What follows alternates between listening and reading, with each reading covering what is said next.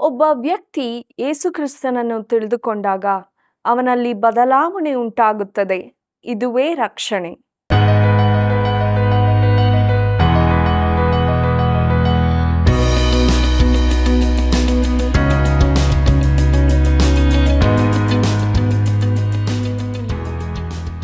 ಆತ್ಮೀಯ ವೀಕ್ಷಕ ಬಾಂಧವರೇ, ದೇವರ ವಾಕ್ಯಗಳ ಅಧ್ಯಯನಕ್ಕೆ ಸಿದ್ಧವಾಗಿದ್ದೀರಿ ಅಲ್ಲವೇ? ಇಂದು ಪೌಲನು ತೀತನಿಗೆ ಬರೆದ ಸಭಾಪಾಲನಾ ಪತ್ರದ ಕೊನೆಯ ಕಾರ್ಯಕ್ರಮಕ್ಕೆ ಬಂದಿದ್ದೇವೆ. ದೇವರು ನಮಗೆ ತಿಳಿಸಿದ ಸತ್ಯಗಳನ್ನು ನಮ್ಮ ಜೀವಿತದಲ್ಲಿ ಅಳವಡಿಸಿಕೊಳ್ಳೋಣ. ಒಳ್ಳೆಯ ಕ್ರಿಯೆಗಳು ರಕ್ಷಣೆಯ ಗುರುತಾಗಿದೆಯೋ, ಕ್ರಿಸ್ತನಿಲ್ಲದ ಸತ್ಕಾರ್ಯಗಳಿಗೆ ಬೆಲೆ ಇದೆಯೋ ಎಂಬ ಸತ್ಯಗಳನ್ನು ತಿಳಿದುಕೊಳ್ಳೋಣ. ಆತ್ಮದಲ್ಲಿ ಬಲ ಹೊಂದೋಣ. ನಮ್ಮ ಅಧ್ಯಯನವನ್ನು ಈಗ ಪ್ರಾರಂಭಿಸೋಣ. ಸವಿನುಡಿಯು ಜೇನುಕೊಡ, ಅದು ಆತ್ಮಕ್ಕೆ ಸಿಹಿ, ಎಲುಬುಗಳಿಗೆ ಕ್ಷೇಮ. ಜ್ಞಾನೋಕ್ತಿಗಳು 16:24. ಕರ್ತನಲ್ಲಿ ಪ್ರೀತಿಯುಳ್ಳ ಸಹೋದರ ಸಹೋದರಿಯರೇ, ನಮ್ಮ ರಕ್ಷಕನಾದ ಯೇಸು ಕ್ರಿಸ್ತನ ಅತಿ ಮಹಿಮೆಯ ನಾಮದಲ್ಲಿ ನಿಮ್ಮೆಲ್ಲರಿಗೂ ನನ್ನ ಹೃದಯಪೂರ್ವಕವಾದ ಪ್ರೀತಿಯ ವಂದನೆಗಳು. ದೇವರ ವಾಕ್ಯ ಅಧ್ಯಯನದಲ್ಲಿ ನೀವು ಹೊಂದಿದಂಥ ಆಶೀರ್ವಾದಗಳನ್ನು ನಮಗೆ ಕರೆ ಮಾಡಿ ತಿಳಿಯಪಡಿಸಿರಿ. ನೀವು ಜೊತೆಯಾಗಿ ಈ ಸುವಾರ್ತೆಯ ಕಾರ್ಯದಲ್ಲಿ ಮುಂದೆ ಸಾಗೋಣ. ನಾವು ಬೆಳೆಯುತ್ತಾ ಅನೇಕರನ್ನು ದೇವರ ಕಡೆಗೆ ನಡೆಸೋಣ. ಪ್ರೀತಿಯುಳ್ಳ ದೇವಜನರೇ, ದೇವರ ವಾಕ್ಯ ಅಧ್ಯಯನದಲ್ಲಿ ಮುಂದೆ ಸಾಗುವಾಗ ಪೌಲನು ತೀತನಿಗೆ ಬರೆದ ಪತ್ರಿಕೆಯ 3ನೇ ಅಧ್ಯಾಯದ ಧ್ಯಾನವನ್ನು ಪ್ರಾರಂಭಿಸೋಣ. ಇದರ ಮುಖ್ಯ ಪ್ರಸ್ತಾಪ ಸಭೆಯು ಒಳ್ಳೆಯ ಕ್ರಿಯೆಗಳನ್ನು ನಡೆಸಬೇಕು ಎಂಬುದಾಗಿ. ಕರ್ತನಲ್ಲಿ ಪ್ರಿಯರೇ, ದೇವರು ಸಭೆಯಿಂದ ಏನನ್ನು ನಿರೀಕ್ಷಿಸುತ್ತಾನೆಂಬುದರ ಪೂರ್ಣ ಚಿತ್ರಣವನ್ನು ಈ ಪತ್ರಿಕೆಯು ನೀಡುತ್ತದೆ. ಸಭೆಯು ಒಂದು ಕ್ರಮಬದ್ಧವಾದ ಸಂಸ್ಥೆಯಾಗಿರಬೇಕೆಂದು 1ನೇ ಅಧ್ಯಾಯದಲ್ಲಿ ನೋಡಿದೆವು. ಸಭೆಯು ಸ್ವಸ್ಥ ಬೋಧನೆಯನ್ನು ಹೊಂದಿರಬೇಕೆಂದು 2ನೇ ಅಧ್ಯಾಯದಲ್ಲಿ ನೋಡಿದೆವು. ಈ ಅಧ್ಯಾಯದಲ್ಲಿ ದೇವರ ಚಿತ್ತದ ಪ್ರಕಾರ ಇರಬೇಕಾದರೆ ಒಳ್ಳೆಯ ಕ್ರಿಯೆಗಳನ್ನು ಮಾಡಬೇಕೆಂದು ನೋಡುತ್ತೇವೆ. ಪ್ರೀತಿಯುಳ್ಳ ದೇವಜನರೇ, ಒಳ್ಳೆಯ ಕ್ರಿಯೆಗಳು ರಕ್ಷಣೆಯ ಗುರುತಾಗಿವೆ. ಪೌಲನು ತೀತನಿಗೆ ಬರೆದ ಪತ್ರಿಕೆ 3ನೇ ಅಧ್ಯಾಯ 1ನೇ ವಚನವನ್ನು ನನ್ನೊಂದಿಗೆ ಗಮನಿಸಿರಿ. ಅಧಿಪತಿಗಳಿಗೂ ಅಧಿಕಾರಿಗಳಿಗೂ ಅಧೀನರಾಗಿ ವಿಧೇಯರಾಗಿರಬೇಕೆಂತಲೂ ಸಕಲ ಸತ್ಕಾರ್ಯಗಳನ್ನು ಮಾಡುವುದಕ್ಕೆ ಸಿದ್ಧರಾಗಿರಬೇಕೆಂತಲೂ ಎಂಬುದಾಗಿ. ಪ್ರೀತಿಯುಳ್ಳ ಸಹೋದರ ಸಹೋದರಿಯರೇ, ಇಲ್ಲಿ ಅವನು ತಿಳಿಸುವ ಮೊದಲ ಸಂಗತಿ ಏನೆಂದರೆ ಸಭೆಯ ಜನರು ದೇಶದ ಕಾನೂನಿಗೆ ವಿಧೇಯರಾಗಿರತಕ್ಕದ್ದು ಎಂದು. ವಿಶ್ವಾಸಿಯು ತಾನು ವಾಸಿಸುವ ದೇಶದ ಕಾನೂನುಗಳನ್ನು ಪಾಲಿಸತಕ್ಕದ್ದು. ಆ ಕಾನೂನಿನ ನಿಯಮಗಳು ದೇವರಿಗೆ ಅವನು ಸಲ್ಲಿಸತಕ್ಕ ಕರ್ತವ್ಯಕ್ಕೆ ವಿರುದ್ಧವಾಗಿದ್ದರೆ ಅದು ಬೇರೆ ವಿಚಾರ. ಹಾಗಾದರೆ ದೇಶದ ಕಾನೂನುಗಳು ದೇವರಿಗೂ ತನಗೂ ಇರುವ ಸಂಬಂಧದ ನಡುವೆ ಬರುವುದಾದರೆ ಏನು ಮಾಡಬೇಕು? ಒಬ್ಬ ಯೌವನಸ್ಥನು ಸೈನ್ಯದಲ್ಲಿ ಸೇರುವುದರಿಂದ ಕೊಲ್ಲಬಾರದೆಂಬ ತನ್ನ ನಂಬಿಕೆಗೆ ಬಾಧಕವಾಗುತ್ತದೋ? ಅದೃಷ್ಟವಶಾತ್ ಇಂತಹ ನಂಬಿಕೆಯುಳ್ಳ ಒಬ್ಬನು ಸೈನ್ಯಕ್ಕೆ ಸೇರಲೇಬೇಕೆಂಬ ಬಲಾತ್ಕಾರ ನಮ್ಮ ದೇಶದಲ್ಲಿಲ್ಲ. ಆದರೆ ಅವನು ಕೋವಿ ತೆಗೆದುಕೊಂಡು ಇತರರನ್ನು ಕೊಲ್ಲಬೇಕೆಂದಿಲ್ಲ. ಅದಕ್ಕೆ ಬದಲಾಗಿ ಸೈನ್ಯದಲ್ಲಿ ಹಿಂದೆ ನಿಂತು ಮಾಡುವ ಇತರ ಉದ್ಯೋಗಗಳನ್ನು ನಡೆಸಬಹುದು. ಯಾವುದೇ ಒಬ್ಬ ಯೌವನಸ್ಥನಿಗೆ ಇಂತಹ ಸವಾಲು ಎದುರಾಗಬಹುದು. ಆಗ ಅವನು ಎದ್ದು ನಿಂತು, ನಾನು ಯುದ್ಧರಂಗದಲ್ಲಿ ಎದುರಿಗೆ ಹೋಗುವುದಿಲ್ಲ, ಹಿಂದೆ ನಿಂತು ಮಾಡಬಹುದಾದ ಸೈನ್ಯದ ಕೆಲಸಗಳನ್ನೇ ಮಾಡುತ್ತೇನೆ ಎಂದು ಹೇಳಬೇಕಾದರೆ ಅದಕ್ಕೆ ಧೈರ್ಯ ಬೇಕಾಗುತ್ತದೆ. ಆದರೆ ಅದಕ್ಕೆ ಬದಲಾಗಿ ಅನೇಕ ನಮ್ಮ ಯೌವನಸ್ಥರು ಬೇಕೆಂದೇ ಸರಕಾರದ ಅಪ್ಪಣೆಯಿಂದ ದೂರ ಓಡಿ ಹೋಗಿರುತ್ತಾರೆ. ಅವರು ಧಾರ್ಮಿಕ ನಂಬಿಕೆಗಾಗಿ ಓಡಿ ಹೋಗಿಲ್ಲ, ಅವರು ದೇಶಕ್ಕೆ ಅಪನಂಬಿಗಸ್ಥರಾಗಿದ್ದಾರೆ. ಇದನ್ನು ಬಿಟ್ಟು ಬೇರಾವ ಕಾರಣವೂ ನನಗೆ ತಿಳಿಯುತ್ತಿಲ್ಲ. ಪ್ರಿಯರೇ, ಈ ದೇಶಕ್ಕೆ ಅವರು ಅವಿಧೇಯರಾಗಿದ್ದಾರೆ. ಅವರು ದೇಶ ಕೊಡಮಾಡುವ ಎಲ್ಲ ಸೌಲಭ್ಯಗಳನ್ನು ಅನುಭವಿಸಲು ಇಷ್ಟಪಡುತ್ತಾರೆ.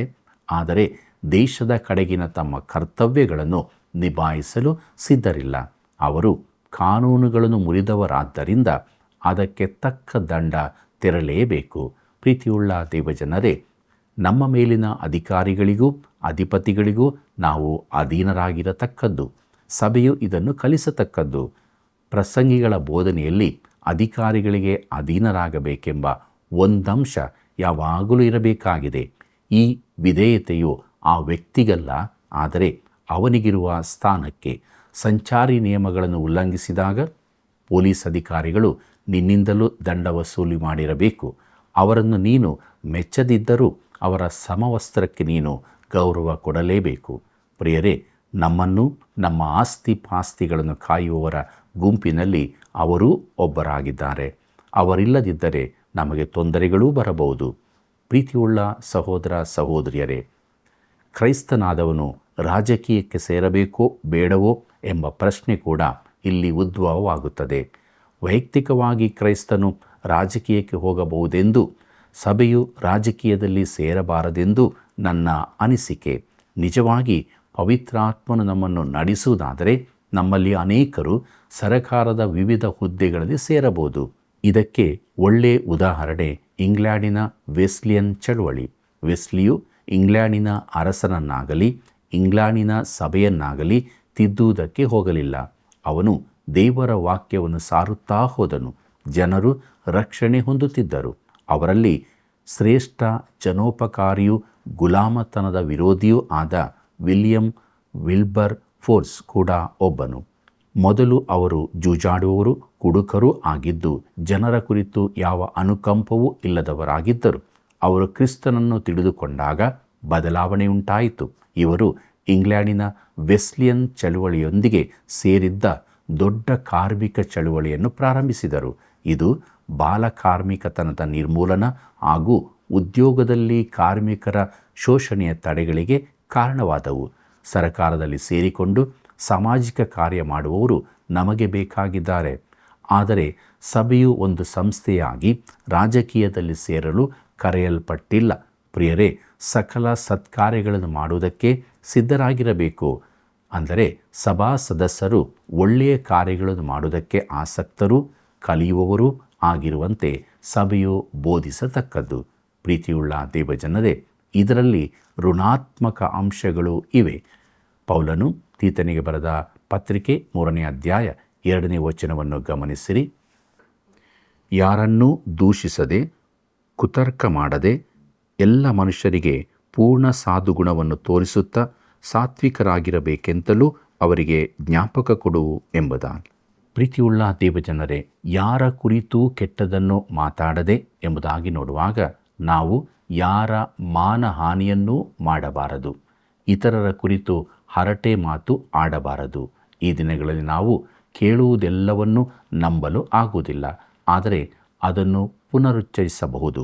ಪೌಲನು ಹೇಳುವ ಮಾತು ಇದೆ, ನಮ್ಮ ಕಿವಿಗೆ ಬಿದ್ದದ್ದನ್ನು ನಾವು ಪುನರುಚ್ಚರಿಸಬಾರದು ಎಂದು. ಸೂಕ್ತ ಆಧಾರಗಳಿಲ್ಲದ ಅನೇಕ ಕೆಟ್ಟ ವರದಿಗಳು ಒಬ್ಬರಿಂದೊಬ್ಬರಿಗೆ ಹರಡುತ್ತಾ ಇರುತ್ತವೆ. ಪ್ರಿಯರೇ, ಇನ್ನೊಂದು ಮಾತಿದೆ, ತಮ್ಮ ಕಿವಿಯಲ್ಲಿ ಹೇಳಲ್ಪಟ್ಟ ಪ್ರತಿಯೊಂದು ಮಾತನ್ನು ನಾವು ನಂಬುತ್ತೇವೆ ಎಂದು. ಆದರೂ ಒಬ್ಬ ಸದಸ್ಯನು ಕೆಟ್ಟದ್ದನ್ನು ಮಾಡುತ್ತಾನೆಂಬುದಕ್ಕೆ ತಕ್ಕ ಆಧಾರಗಳಿರುವುದಾದರೆ ಅಂಥವರನ್ನು ಕರೆದು ಎಚ್ಚರಿಸತಕ್ಕದ್ದು. ಪೌಲನು ಕೆಲವರನ್ನು ಕರೆದಿದ್ದಾನೆ.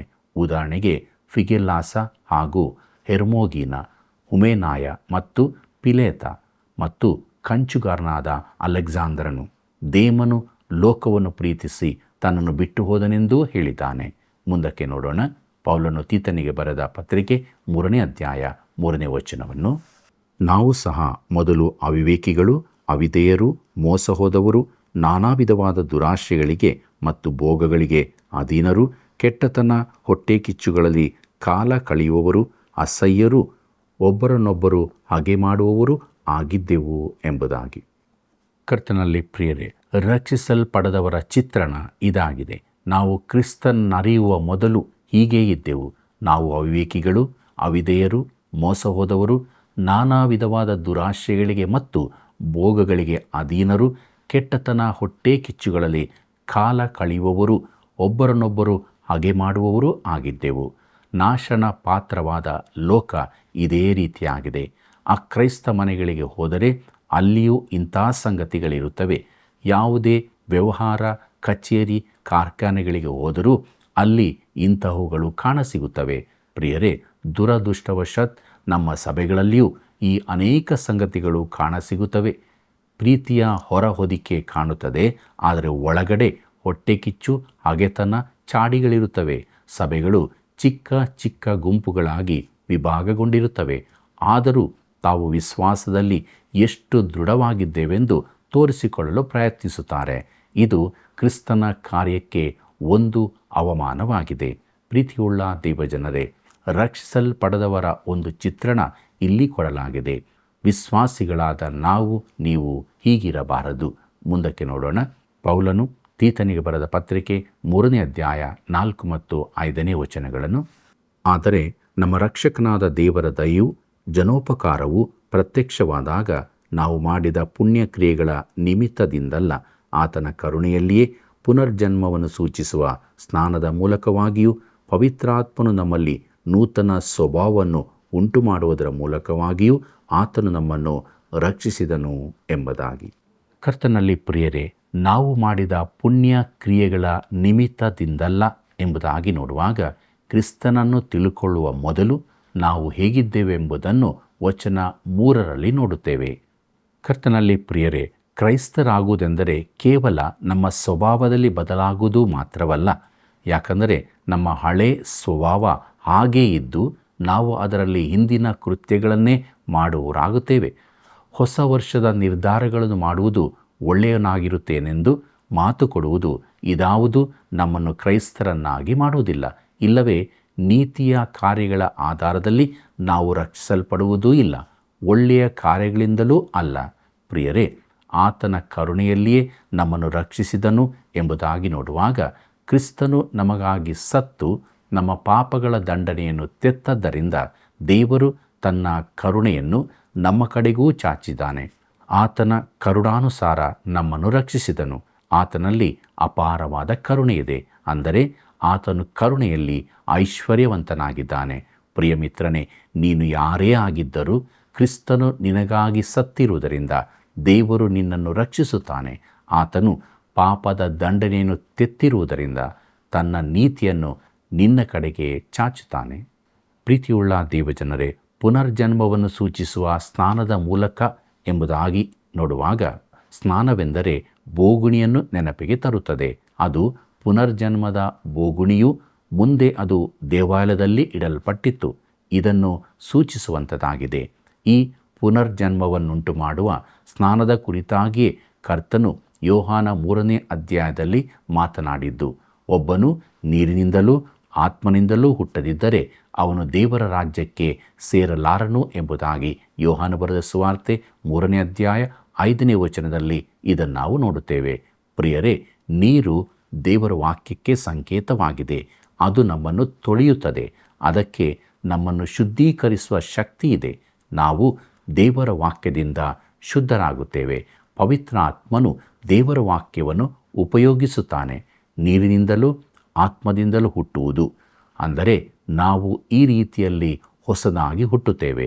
ಪವಿತ್ರ ಆತ್ಮನು ನೂತನ ಸ್ವಭಾವವನ್ನುಂಟು ಮಾಡುವುದರ ಮೂಲಕ ಎಂಬುದಾಗಿ ನೋಡುವಾಗ, ಆತನು ನಮ್ಮನ್ನು ಹೊಸಬರನ್ನಾಗಿ ಮಾಡುತ್ತಾನೆ. ಮುಂದಕ್ಕೆ ನೋಡೋಣ. ಪೌಲನು ತೀತನಿಗೆ ಬರೆದ ಪತ್ರಿಕೆ 3ನೇ ಅಧ್ಯಾಯ 6ನೇ ವಚನವನ್ನು ನನ್ನೊಂದಿಗೆ ಗಮನಿಸಿರಿ. ದೇವರು ಆತನ ಮೂಲಕ ಪವಿತ್ರಾತ್ಮನನ್ನು ನಮ್ಮ ಮೇಲೆ ಸಮೃದ್ಧಿಯಾಗಿ ಸುರಿಸಿದನು. ಇದು ನಂಬತಕ್ಕ ಮಾತಾಗಿದೆ ಎಂಬುದಾಗಿ. ಕರ್ತನಲ್ಲಿ ಪ್ರಿಯರೇ, ದೇವರು ಮಾಡುವ ಪ್ರತಿಯೊಂದು ಕಾರ್ಯದಲ್ಲಿಯೂ ಸಮೃದ್ಧಿ ಇರುತ್ತದೆಂಬುದನ್ನು ಗಮನಿಸಿದ್ದೀರಾ? ನಾವು ಯೋಚಿಸುವುದಕ್ಕಿಂತಲೂ ಕೇಳುವುದಕ್ಕಿಂತಲೂ ಅಧಿಕವಾಗಿ ಆತನು ಮಾಡುವವನಾಗಿದ್ದಾನೆ. ಮುಂದಕ್ಕೆ ನೋಡೋಣ. ಪೌಲನು ತೀತನಿಗೆ ಬರೆದ ಪತ್ರಿಕೆ 3ನೇ ಅಧ್ಯಾಯ 7ನೇ ವಚನವನ್ನು.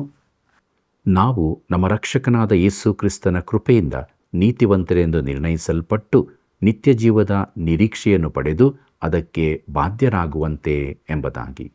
ಪ್ರೀತಿಯುಳ್ಳ ದೇವಜನರೇ, ನಿತ್ಯ ಜೀವದ ನಿರೀಕ್ಷೆ ಎಂಬುದಾಗಿ ನೋಡುವಾಗ ಇದು ವಿಶ್ವಾಸಿಗಿರುವ ಶ್ರೇಷ್ಠ ನಿರೀಕ್ಷೆಯ ಕುರಿತು ತಿಳಿಸುತ್ತದೆ.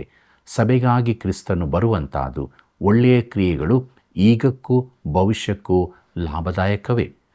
ಪೌಲನು ತೀತನಿಗೆ ಬರೆದ ಪತ್ರಿಕೆ 3ನೇ ಅಧ್ಯಾಯ 8ನೇ ವಚನವನ್ನು ಗಮನಿಸಿರಿ. ದೇವರಲ್ಲಿ ನಂಬಿಕೆ ಇಟ್ಟಿರುವವರು ಸತ್ಕ್ರಿಯೆಗಳನ್ನು ಮಾಡುವುದರಲ್ಲಿ ಜಾಗರೂಕರಾಗಿರುವಂತೆ ನೀನು ಈ ಎಲ್ಲ ಮಾತುಗಳನ್ನು ದೃಢವಾಗಿ ಹೇಳಬೇಕೆಂದು ಅಪೇಕ್ಷಿಸುತ್ತೇನೆ. ಇವು ಉತ್ತಮವೂ ಮನುಷ್ಯರಿಗೆ ಪ್ರಯೋಜನಕರವೂ ಆಗಿವೆ ಎಂಬುದಾಗಿ. ಪ್ರೀತಿಯುಳ್ಳ ಸಹೋದರ ಸಹೋದರಿಯರೇ, ದೇವರ ಕೃಪೆಯಿಂದ ವಿಶ್ವಾಸಿಯು ರಕ್ಷಿಸಲ್ಪಟ್ಟನೆಂಬ ಮಾತ್ರಕ್ಕೆ ಒಳ್ಳೆಯ ಕಾರ್ಯಗಳನ್ನು ಮಾಡಬಾರದೆಂದಿಲ್ಲ. ನಿಜ ಸಂಗತಿಯೆಂದರೆ ಸತ್ಕ್ರಿಯೆಗಳನ್ನು ಮಾಡುವುದರಲ್ಲಿ ಜಾಗರೂಕನಾಗಿರಬೇಕು. ಈ ಸತ್ಯವನ್ನು ತೀತನು ಆಗಾಗ ಜ್ಞಾಪಿಸುತ್ತಿರಬೇಕೆಂದು ಪೌಲನು ಹೇಳುತ್ತಿದ್ದಾನೆ. ಪ್ರಿಯ ಮಿತ್ರನೇ, ನೀನು ರಕ್ಷಣೆ ಹೊಂದಿಯಾದ ಮೇಲೆ ದೇವರು ಒಳ್ಳೆಯ ಕ್ರಿಯೆಗಳ ವಿಚಾರದಲ್ಲಿ ನಿನ್ನೊಂದಿಗೆ ಮಾತನಾಡುತ್ತಾನೆ. ಅಲ್ಲಿವರೆಗೆ ನಿನ್ನ ಒಳ್ಳೆಯ ಕ್ರಿಯೆಗಳಲ್ಲಿ ದೇವರಿಗೆ ಯಾವ ಆಸಕ್ತಿಯೂ ಇರುವುದಿಲ್ಲ. ಯಾಕಂದರೆ ನೀನು ಒಳ್ಳೆಯ ಕ್ರಿಯೆ ಎಂದು ಹೇಳುವಂಥದ್ದನ್ನು ದೇವರು ಹರಕು ಬಟ್ಟೆ ಎಂದು ಕರೆಯುತ್ತಾನೆ.